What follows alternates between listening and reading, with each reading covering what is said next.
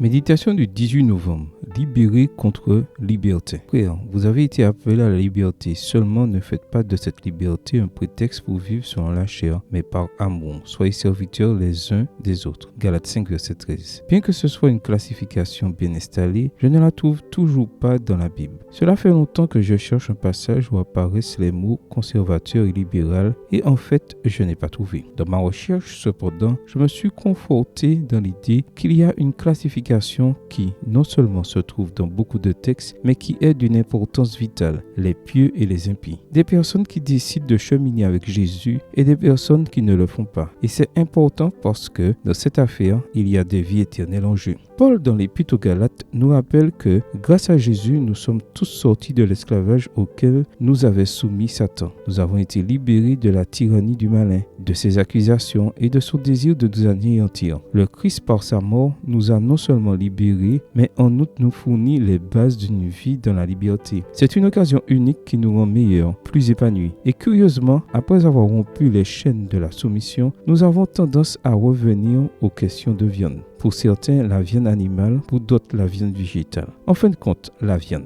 Il n'y a pas de péché de droite ou de gauche. Les péchés n'ont pas d'orientation politique, ne sont détestés par aucune idéologie. Ce sont toujours des péchés. La Bible nous précise que la liberté en Christ est maintenue tant que nous restons près de lui. En nous éloignant, les tentations et parfois les chutes reviennent. Jésus sera toujours disposé à nous sauver, mais serons-nous toujours disposés à être sauvés? C'est peut-être pour cette raison que Paul nous fait regarder plus loin que notre nombril et nous fait voir les autres. Il nous propose de servir par amour dans la réciprocité, parce qu'il sait que tant que nous servons les autres, nous avons moins de temps pour penser aux tentations. Servir est la meilleure distraction dans laquelle investir notre temps. Il n'y a pas de fête, de jeux vidéo ou de sport qui lui soit comparable. Lorsqu'on se réjouit de servir, on se réjouit en compagnie. Lorsqu'on gagne à servir, tout le monde y gagne. Lorsqu'on sert, les étiquettes importent peu. Prions pour la grâce de la liberté en Christ. Demandons à l'Esprit de nous rendre capables de vivre dans cette liberté. Faisons nôtres les paroles de Paul. Or, le Seigneur, c'est l'Esprit. Et là où est l'Esprit du Seigneur, là est la liberté.